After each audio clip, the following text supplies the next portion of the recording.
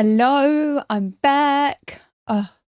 Settle in, get a cup of coffee, warm up. I've got my heavy sweats on today because it's nice and sunny out, but it's freezing in my room. So yeah, I am so sorry. It's been ages, and I've only just started the channel. It's been ages since I posted, and it all started in February. And I was going to do like all the books that I read in January. Then February came along, then I got ill.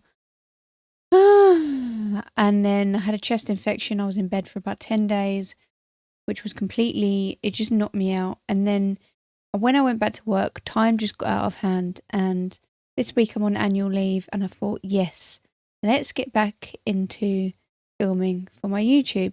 And because I was ill, I just didn't read, or I tried to read, but I just couldn't. And then, you know, when it knocks you out of your flow, like I did really well in January.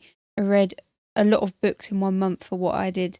And there's no pressure, obviously, just read at your own pace, which is what I always tell other people. But I just felt like I'd put unnecessary pressure on myself. So I'm now back reading. I'm into the Cosmo universe, but I kicked off the year with a variety of different books. And that's what I'm going to talk about in this video. I'm going to talk about some of the books that I read this year so far, and what my favourite was and what my least favourite was. Just get myself back into the flow of things on my YouTube. So yeah, that was basically the beginning of my year. I knew that I was going to get knocked out of my flow of reading at some point, because I seem to really hyperfixate on my hobbies for ages, and then something will happen to knock me out of the flow and I won't look at it for a while. And I do the same with gaming. I haven't gamed, well, I have. My fixation is Stardew Valley at the moment. Again, what a surprise. But then I kind of like swap in between, and it's kind of like I put all my focus on one and then I switch in between. But I need to find a healthy balance with the things that I like doing, instead of just like focusing on one, focusing on the other. And yeah, I just need to find how to read and game and cross stitch, which I haven't done for a long time either, and catch up on all my favourite shows and work. I'm sure there's a lot of people that can relate to this. But yeah, I've rambled on for ages. I'm going to try not to ramble on too much, just kind of go through it swiftly. I read a mixture of Kindle and physical books. I've learnt my lesson with Brandon Sanderson books now. I'm going to stick to Kindle and buy the physical copies for reading and loving, because I've been trying to read on the tube and it's just way too heavy and my neck is starting to hurt. But yeah, right, let's get into my first book. This is the first book that I read of the year. I actually started it at the end of last year when I was on holiday in Egypt, and it's called The Tale of Three Ships by Darcia G. Losarica. And I do apologise if I haven't pronounced that last name correctly. I'm really conscious of trying to pronounce people's names properly, and I even tried to look it up, but I couldn't find anything. So excuse me if I didn't. It's something I'm very conscious of. So I do apologise if I got the pronunciation of that wrong.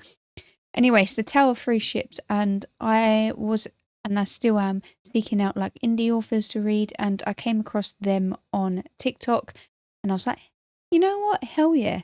I'm downloading that, and I think I bought about 50 other indie books on my Kindle at the same time as well, because I just love to support people. Anyway, I wanted to kick off the new year with a, smaller known book, and I really enjoyed it. It was about this woman that has her own pirate ship, and she's in a relationship or not relationship with another woman on the ship, but there's like, she won't commit, and there's some sort of issues there, like deep-seated trauma, and yeah, so it's very, very much sapphic vibes going on, which I love.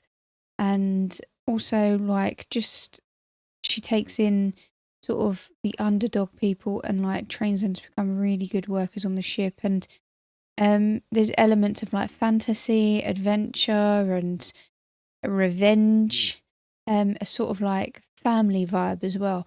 And I absolutely love it, and I do recommend that you read it if you're looking for that sort of vibe to read. So next up on my list is on Kindle. It is on Kindle Unlimited, but I think I paid for it because I pre-ordered it. I'd literally read most of Kendra Elliott's series from Kindle Unlimited, and then I paid for the pre-order of this book, which came out at the end of last year, and this is The Next Grave by Kendra Elliott. It's a detective FBI series, but also it kind of drifts off into the local police departments as well, and the characters across the series all intertwine. So it's always like a detective sort of like solving a murder or solving a series of murders, and it is what you get. Do you know what I mean? If you're into that genre, then that will satisfy your needs. And I enjoyed it, and she's now exploring these other characters that she introduced in, I think it was the past few books. But yeah, I kind of like the way that she writes, because she drip feeds these little characters and then phase out some characters, and then the next book will be about them, which I kind of adore. So yes, if you are into mystery, detective, FBI, highly recommend looking up her series on Kindle Unlimited. It just, after I'd read so much fantasy and adventure type books, that it was like a nice little palate cleanser for me. Okay, so the next book we've got is The Human Origins of Beatrice Porter and Other Essential Ghosts by Sarah Palmer. And this was the first book that she'd written, and it was, I'm not going to swear, it was fantastic. Like, this is going to be a contender of one of my favourite books of the year. It was poetic, beautifully written, and it's just, I always love reading about stories that feel like, you know, the author has written it from their soul. And this is the kind of vibe that I got with this book. And you really, you know, feel for these characters. It's about these two young girls growing up in Brooklyn, New York. And they've got two immigrant parents. The dad is from Jamaica and the mum is from Trinidad. And it's about how the, you know, stories like Anansi the spider kind of, and other folklore tales intertwined with their lives and went from generation to generation, and how those stories intersect with their real life problems. And it was interesting because there was like, one of the sisters was exploring her sexuality and realizes she's a lesbian, and the other sister is like a writer and she wants to really get into writing, but then they also have to navigate like their families going through like problems and things like that. And yeah, it was just, the narrative, the prose is very different to a lot of books that I've read, but yeah, I loved it. Like the last book I just talked about, The Origins of Beatrice Porter, this book also came in a book of like a subscription box. And so I just picked it up because when I have things like that, I have to read them. And it's nice to read books that you've never heard of. Like this is part of a series, and I've never heard of this. This is Primary Obsessions by Charles Demers. Please forgive me again. I really hate getting the pronunciation of people's last names wrong. And yeah, anyway. So this is a short type thriller, and it's about this psychiatrist who has a patient who suffers with OCD, and she's helping him with OCD, and he's having like these really intrusive thoughts, and then he goes home and there's a murder, and somehow she decides to get involved and try to exonerate him from this murder. This is very short, but the writing is very witty. It's set in Vancouver in Canada, and it really made me feel like I was in Vancouver. And the topic of it is quite hard to read. So if you do have sort of some struggles with mental health issues or OCD, I would tread lightly with this one, just giving a bit of a trigger warning for this book. I did like this. And my next book, I went for non-fiction, and you know what? I was in like my Montana, like people are obsessed with cowboys and ranching and stuff at the moment. It's like a really like big thing, and I kind of got sucked into it. It's like the Yellowstone effect or something. And funny enough, I haven't actually watched Yellowstone until the last couple of weeks, but I had this weird fixation with Montana, and I think it was because of like all these like scenic videos on TikTok, and it just looks so peaceful and beautiful. But yeah, so I decided I wanted to do a bit of reading up on Montana and the history of it, and so I got this book. I didn't realize the author was English, and it's basically a travel book, and he lived in America but spent a lot of time in Montana and was spending, like, he was experiencing like ranch life and homesteading and genuinely researching and getting the experiences and perspective of people that have dealt with the problems in Montana of like the American propaganda sent to Europe to get people to come over and try and make money from the land, which ended up being, like with farming, ended up not being great because the weather was going through a drought and whatnot. My only criticism of it is that as much as I really enjoyed his writing, and I did enjoy reading about those experiences of European settlers, I do think that there should have been a bit of a perspective of the effects on the Native American people, which this glosses over very quickly. I'm sure there's other literature I can read from a Native American's point of view, actually, which would probably be better. But it would have been interesting to have a crossover of like those sides. Do you know what I mean? So next up is a reread.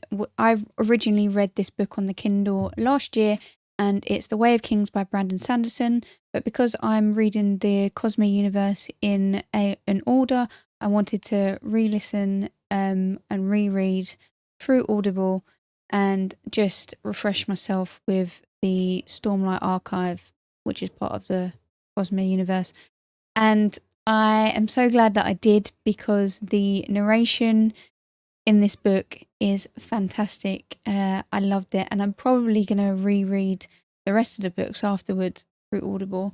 Okay, next up we have When the Moon Hatched by Sarah A. Parker. This one has been on my wish list since last year at some point, and I thought I might as well get round to it. And yeah, I'm kind of disappointed with this one. I thought it was going to be way better than that. To me, I felt like the story was all over the place, and while I did like it, it wasn't what I imagined it was going to be, in the sense of, I felt like things didn't add up and things left open ended, and some of the story I was a bit like, I didn't hate it, but I think this is definitely my least favourite book that I've read this year. So there is that. If you haven't read it, read it, make up your own mind. But as far as like romantasy or fantasy goes, this is probably my least favourite that I've read so far. And last but not least is Brandon Sanderson's Warbreaker, which is in the Order of the Cosmere, a Cosmere novel. I enjoyed this. It's not my favourite of his so far that I've read, but it was enjoyable, and I think a lot of the time I read it thinking, okay, the book is getting smaller. Like, I'm reading more and more of the book, and I know it's a one-off within the Cosmere. I think. It was giving me Mistborn trilogy vibes, but in one book, and I was thinking, okay, right, where's this going? Because I'm reading more and more of it, and it feels like things weren't really progressing, and I was like, how is this going to tie up at the end? And so I got to the end of it, and I was like, okay, this needs to be a trilogy or something. You can't just leave it there. But we'll see how it goes. We'll see how things play out within the Cosmere later on. But again, like, I did love it, but at the same time, there needs to be more. And it couldn't all get, some of the things that I was thinking about couldn't get all tied up in one book. So, yes, love it. Great female characters. Once again, he's my favourite author so far, male author that writes women. Love it. This is what I'm currently reading at the moment, and it's the second book in the Stormlight Archive, the first book being The Way of Kings, but within the under the umbrella, anyway, of the Cosmere universe. So I couldn't wait to finally get around to this, because obviously I read The Way of Kings last year, and I thought, okay, let's just go straight to Words of Radiance. No, there was many other books that I needed to read, and so it just felt like a long while to get back to Stormlight books. And one of the characters in this, called Kaladin, is probably one of my favourite book characters of all time. So I was like, I can't wait to get back to Kaladin. But yes, I'm about a third of the way through. I'm pretty much reading quite slowly at the moment, which is why I've kind of done all the books that I've read so far this year rather than what I read in 1 month, because I think I just read one book within the last month. But yeah, love it. I'm on my Cosmere journey now. I may or may not take a break from the Cosmere universe and read something else, because sometimes you do need a palate cleanser, but I'm loving them at the moment. So yeah, it was nice to be back on YouTube. Nice to film again. Nice to have the time to film again and in daylight for once, because usually I've been filming at night. And I need to get back into booktube and catch up on people's videos as well. So if you did make it through to the end, thank you so much. Thank you for watching or liking, subscribing if you have. Let me know what you're reading at the moment, and yeah, take care and have a good weekend. Sorry, that was just a British tea time alarm going off, so I've got to run and make a cup of tea.